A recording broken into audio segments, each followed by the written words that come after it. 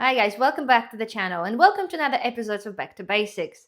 In today's video, I'm showing you how to make a very simple bread loaf. I urge you guys to have a look on the back of your supermarket bread to actually find out how many ingredients are there, and then actually do a little bit of research in what those ingredients are, and you will be absolutely shocked. Considering, the bread is very simple and should only consist of a few ingredients for a basic loaf. We're talking about the flour, yeast, a little bit of salt, water and a little bit of oil, and that's that. So bread making skills, guys, I think it's very important. Whether you're a prep or not, knowing how to make bread from scratch is a very good skill. Without further ado, guys, let's proceed and make a very basic loaf. I've got here 500 grams of bread flour, strong bread flour. I've got a sachet of yeast, which is 7 grams. I've got a pinch of salt, 300 milliliters of lukewarm water, and a little bit of olive oil. I'm going to be using a food processor. Yes, guys, of course, you can be kneading bread by hand, and old days, that's what they did. However, in modern times, if you do have an equipment, then I don't see a reason why we not to use it. So, first things first, guys, flour goes in. Okay, then yeast.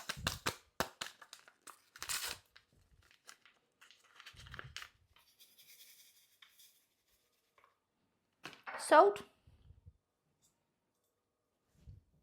I'm using pink Himalayan salt, which is generally what I prefer to use in the cooking. And we're going to be adding on our water. Okay, and a little dash of olive oil. Okay, and let's get it mixed in. So, when the dough is all combined together into the rough ball, now continue kneading this for approximately 10 minutes. So, time is up. Okay, and you know when the dough is ready, it will come off pretty much clean off the dough hook. Okay, and it'll be very much elastic. So what the next step is, okay, let me just get this off. Okay, just roughly shape this into the bowl. Plonk it. You can punch it a couple of times. Think of all the people you don't like. Okay, put the lid on it or cover it with a wet towel. Just make sure it doesn't dry on the top and leave it to rise until it's doubled in size. So guys, okay, the dough's been sitting there for a while. The next step is, okay, we're going to be shaping that. So I've got my flour here. Okay, sprinkle a little bit of flour on a worktop. Let's get the dough out.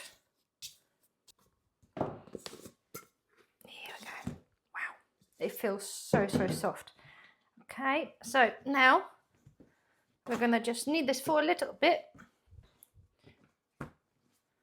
I'm not a professional at kneading the bread, guys, or knowing all the statistics about, percentage of the wet dough, that kind of thing. But what I do know that I can bake bread and it tastes very, very good.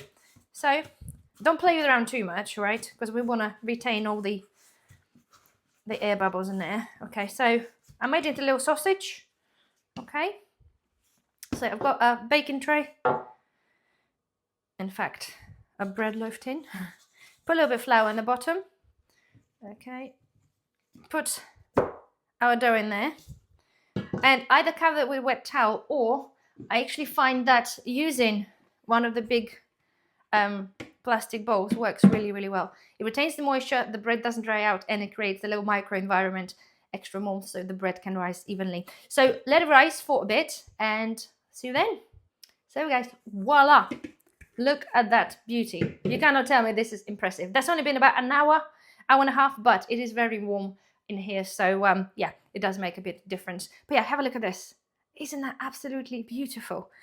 So if you give it a feel, it should be firm, but still very soft, okay? If you overproof the dough, as soon as you take the cover off, the dough will just collapse within itself. That means it's been overproofed or too wet. But nonetheless, this is perfect and it's holding itself nicely. So next thing, okay, I'm just gonna sprinkle a little bit of flour on the top. Okay. Give it just a gentle. You see, I can touch it without it being sort of denting, if that makes sense. Okay. Right, a little bit of flour on top, and we're now going to be putting this in the oven. You can do this in the air fryer, you can do this in a normal oven, 190 degrees Celsius, okay, for approximately 40 minutes, or until the skewer that you can insert inside comes out clean. So I shall see you in 40 minutes. So voila, look at that. This is absolutely amazing. The whole house smells amazing. Just have a look on the rise on that baby. Okay, this is a perfect loaf. Okay, so as I said to you, make sure that the bread is cooked through. So it's super hot. Take this out of the tin as soon as possible, because once it starts to sweat, it's not going to be good for the bread. Okay, and make sure it sounds hollow. You can hear that crunchy bit is good. Right, insert a skewer if you're unsure all the way, and make sure it comes out clean, which it does. And now I'm just going to plonk it here and let it cool down completely. Of course, the best thing, guys, you can enjoy this right now because it's warm, and you put some nice homemade butter on it. It's absolutely perfect. But for the sake of the video, I need to be able to cut this when it's a bit cooler, because you should probably be aware, if the bread is if the bread is hot and you're going to be started cutting it, when you cut it, kind of going to stick it together to give you an effect that bread's potentially uncooked. So I'm going to let it sit there, totally cool down, or almost totally cool down, and we'll see what it looks like inside. Okay, the time has come. It's still a little bit warm, but again, who can resist the bread? So let's get it cut.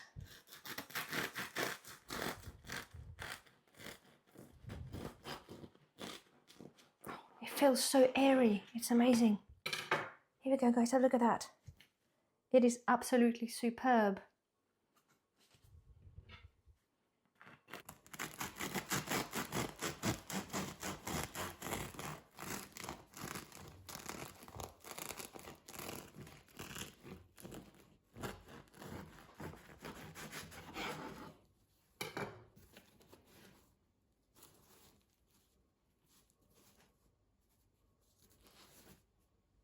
So would you know to say this is absolutely amazing. I'm really happy with the results. It honestly couldn't turn out to be any better. I obviously hashed up a little bit on cutting a piece of bread, but it always seems to be when the camera's pointing at me. But nonetheless, you got to say that does look very impressive.